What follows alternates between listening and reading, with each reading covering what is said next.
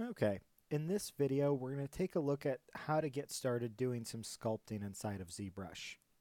So first thing we need to do is bring in some geometry. Now we could always bring in an OBJ that we've made ahead of time, but we could actually also make geometry in ZBrush. Now there's all kinds of ways to do that. We're going to start really simple though. We're just going to bring in a primitive. To create a primitive, we're just going to click here to select our brush. And we're going to choose any one of these. I'm just going to choose this sphere. I'll drag it in.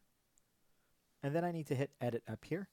If I turn on the polyframe, it'll be a little bit easier for me to see what's going on. Go ahead and shut off the floor over there. So there is my sphere. Now you'll notice that my cursor actually does kind of adjust to the normals of the sphere.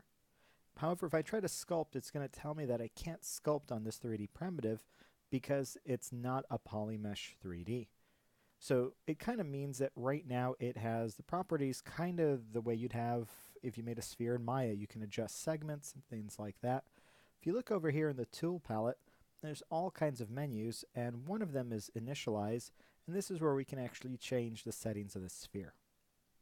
Now, if I'm happy with what I have, I can actually move right into sculpting by turning this into a polymesh. To do that, I can come up here to make polymesh 3D. This has now taken away all of the properties of this being a sphere, and it's now just basically geometry. It's very generic, meaning I can begin sculpting on it now. Let me turn off my polyframe there. You can see that initially you just kind of pull up against the normals whenever you drag across the surface. There is pressure sensitivity.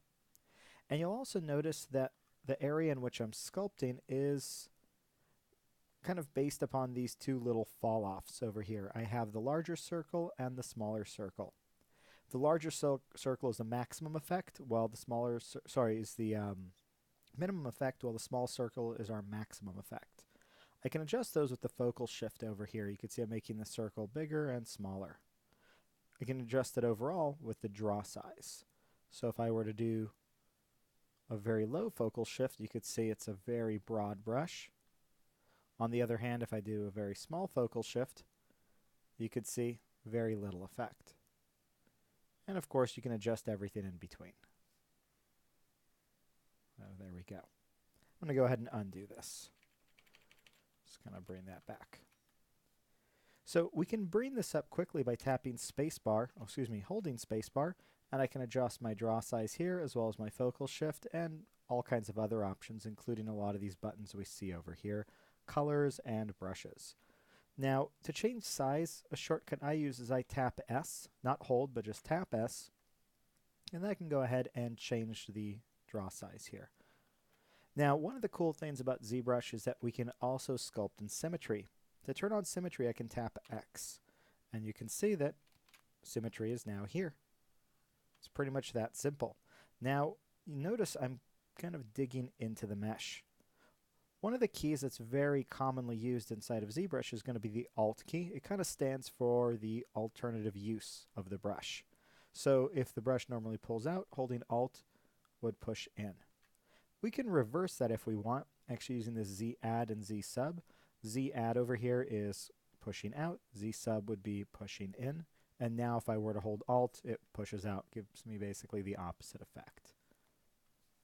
Now the overall strength here isn't just controlled, oops, let me put that back to Z add, isn't just controlled by my pressure, it's also controlled by this Z intensity.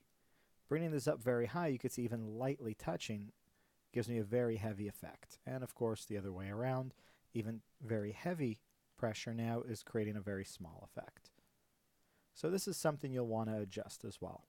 Don't worry too much about these over here, we'll deal with color later.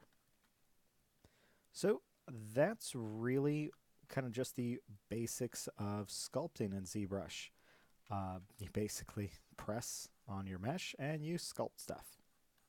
So I'm going to go ahead and leave this lesson here. This should be enough to get you guys going. In another lesson, we'll take a look at using some of these advanced brushes. So obviously all kinds over here.